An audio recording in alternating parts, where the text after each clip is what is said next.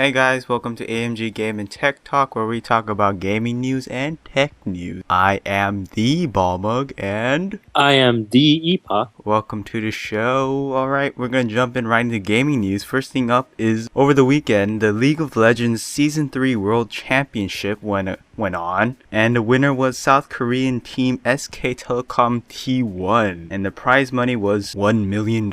So they won $1 million, and they were against China's team Royal Club, and it was very interesting. I didn't watch the opening scene, but I saw it on my brother's computer, and the opening seemed really annoying and weird. Like, they had like orchestra and bands playing. I was like, I just want to see the game, not a bunch of musicians playing some music. Everyone's there for the game, not for music. So that was pretty weird. To be honest, I don't know, I'm a League of Legends noob. I don't know that much of it, but it was very interesting. This is my second game that I watched. My first game was with SK Telecom, and they seemed like a pretty good team. And it seemed like most people were rooting for Royal Club, but end up SK Telecom won the match, and it was very interesting. I enjoyed it. I know you and I sort of we don't really know that much about League of Legends, so any thoughts that you can put in? I know nothing about League of Legends, to be frank, but Yeah, same here. I think it's pretty cool. Well, maybe cool is the wrong word. I think it's very interesting. I think it's really interesting that, it's a legitimate career, or maybe not a career, but at the short term at least, it's a viable profession to play games professionally, and the money's growing. It seems like the money's growing, and it seems like the viewership is increasing, especially in Asia. I know that League of Legends is pretty big in Korea, in China. One thing I would like to add is that apparently at Buffalo Wild Wings, they were showing the tournament. I was like, wow, I should have gone to Buffalo Wild Wings just to watch the tournament. Serious? Yeah. Apparently I was on the League of Legends subreddit, and some people were saying that they were watching the match at Buffalo Wild Wings and they were cosplaying as characters from League of Legends.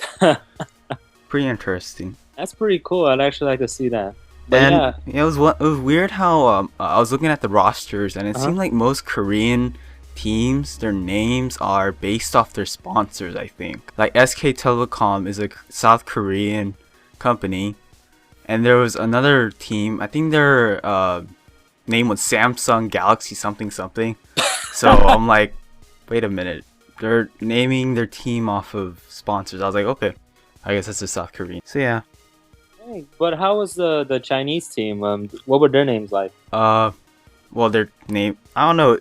They seemed like they had like, I guess, original names for teams, and I didn't see anything particularly weird. But that's the one thing that I noticed off the South Korean teams, and it seemed like most people were rooting for Royal Club, but SK Telecom ended up winning that T1. I mean. So yeah, that was interesting. I don't know, League of Legends seems like a cool game to watch, but I would never play since most people end up raging on it. Like, I was watching, I was in a Mumble server with a guy I know, and he's a really nice guy. Yeah, you know this person too. He's a really nice guy, but then when stuff started going down and everything wasn't going the way he wanted to, he started raging and he just started cursing everyone out. Yeah, it's kind of like when you watch parents at a kid's soccer game. Yep.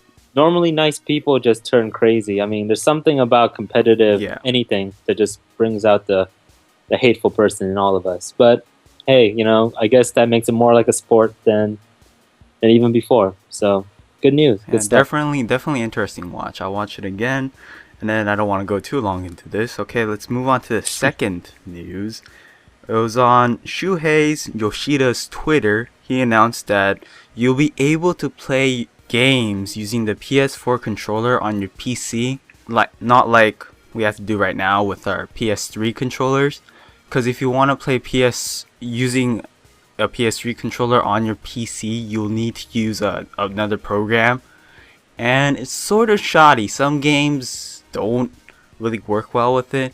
Like, I played Splinter Cell Blacklist with my PS3 controller, and you can't go around the menu using your controller, which is really annoying. But it's really cool how they say they're gonna allow people to use the PS4, just connect it to your PC and you'll be able to use it for games. That's pretty cool. I honestly think that the PS4 is going to the more I hear about it, the more I'm guessing it's going to dominate the next gen. Because I mean, it seems like Sony really cares to get as many features that they think the customer will like. So I think that's a really good idea from them. I know that, for example, I remember that when they announced the PS4 and the Xbox One, they're talking about how you have to stream directly to Ustream, but then later on they said, oh, you can stream directly to Twitch TV too.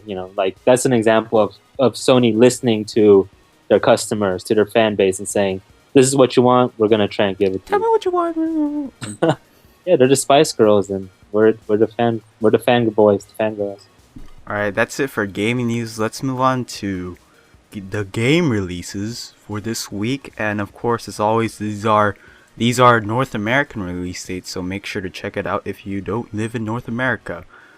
Okay, this is up for October 8th. First one up is Beyond Two Souls with Ellen Page. Ellen Page. Comes out for the PS3. F1 2013 comes out for PC. Disgaea D2 A Brighter Darkness comes out for PS3. What a weird name. Mech Mice comes out for PC. Just Dance 2014 comes out for the 360, Wii, and the Wii U and PS3. Capcom Essentials for PS3 and 360. Atomic Ninja comes out for PS3 and Vita. Bionic Dues comes out for PC and Mac. Worms Revolution Extreme comes out for PS3. And for October 9th, Let's Sing and Dance comes out for 360. Twisty's Asylum and Escapades, I don't know how to pronounce that, I just put it with the E, comes out for PC, and I can't wait for this one. October 12th, Pokemon X and Y comes out. Oh, I can't wait to get that. Oh no, I pre-ordered Pokemon X. What did you guys get? Wait, what did I pre-order X? Yeah, I did pre-order X, okay. Yeah, because X is majestic. The legendary Pokemon looks very majestic. Alright, I'm kind of going off. Okay, that's it for game releases. Let's move on to tech news. Alright guys, this is Epoch with Tech News. First story up is Instagram is going to start showing videos and image ads on user feeds starting in the next couple months.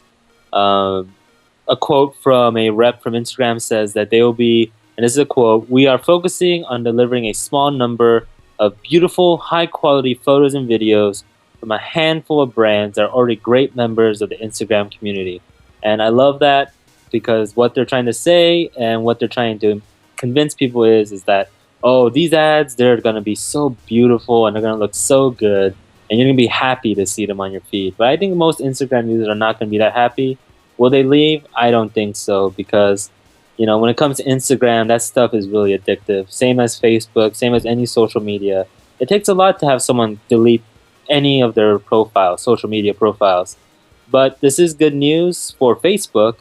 Their stocks have jumped up since the past couple of months, and it's rising still because Facebook has found a way to monetize their businesses, Facebook being the parent company of Instagram, and it just seems like the natural progression for Instagram to follow suit and start including ads in their business model. I know you, Balmug, I don't know if you have an Instagram. I don't know if you like to show pictures of your food like millions of other teenagers, but I post dick pics. Oh, yeah. Well, do you put a filter on it? Yeah. No, I don't use Instagram. Do you know anyone who does? Do you know any Instagram users? I know of them. You of them. Yeah. Right. I'm not a big Instagram fan myself, but considering that the vast majority of Instagram users are teenagers or people who want to be teenagers.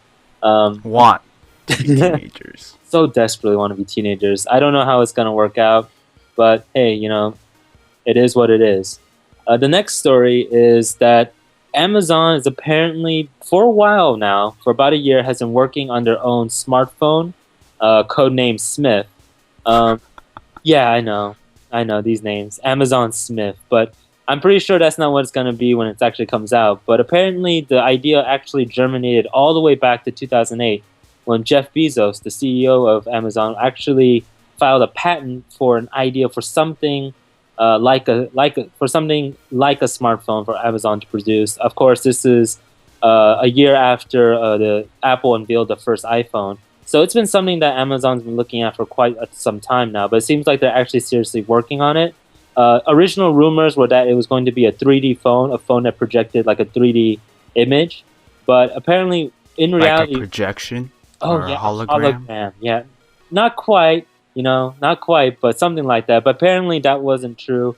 Instead, what they're gonna do is they're gonna have four front-facing cameras on a smartphone. And the reason for this is that it can detect facial. It will have improved facial and gesture recognition. The reason for this is, for example, security purposes. Maybe you have to look at the phone, or maybe you have to say a certain word or say something or do something that the phone has to recognize as uniquely you to unlock the phone. Do a handstand. And then there could be a lot of other applications for that kind of technology. But it is a way for Amazon's smartphone, if it comes out, and most likely it will not come out this year. Most likely it seems like it will be next year. When it comes out, we'll get to know a lot more of what features we'll have. But it's very intriguing, and it's very understandable because, Amazon is still making most of its money being an online retailer, an online marketplace. But their Kindle business has been doing really good. When it comes to tablets, people think iPad, but the Amazon Kindle has been selling very well, and the smartphone business has just too much money in it for any major company to really ignore. If you're a billion-dollar company with any interest in tech, trying to break into smartphones, even if it's hard, even if it's a very difficult market to break into, is pretty smart, because it turns out that the Apple iPhone 5S, the Apple's flagship phone, costs only $199 to produce for each phone for the 16GB base model, but to sell the iPhone 5S, they charge customers approximately $649 for the 5S. That is a big chunk of profit right there. And in comparison, Samsung's Galaxy S4 costs, for the 32GB S4, costs $237 to make, and they sell the phone for $639. And most other flagship phones, whether it's the Nokia Lumia or the HTC or whatever phone company you're talking about that makes smartphones, most of the flagship phones are going to cost around $200, but are going to be sold for around $600. So the profit margins are gigantic. And if Amazon breaks in, and I think they might be able to with these new features, we'll have another competitor in the smartphone marketplace. But what do you think, Balmug? Do you think Amazon has a chance? Do you think they should be jumping into this? What do you feel about this this voice, or not voice, but facial recognition technology? I guess it's a good thing, but at the same time, it seems like a gimmick. It seems like a gimmick. Mm-hmm. And honestly, I guess my whole idea is competition is good. Keeps the market fresh, it seems like, the more competitors, but at the same time, it just seems like it's being very overpopulated with smartphones now. Yeah, that's true. There seems like every other company has their own smartphone, but I like it just because it brings something different. I mean, if it turns out to be a gimmick, it's a gimmick, but hey, maybe it's something that other companies can implement on their phones, and who knows, maybe it could bring something new. But it is an interesting thing to look out for. Yep. So that's it for tech news. Is there anything else?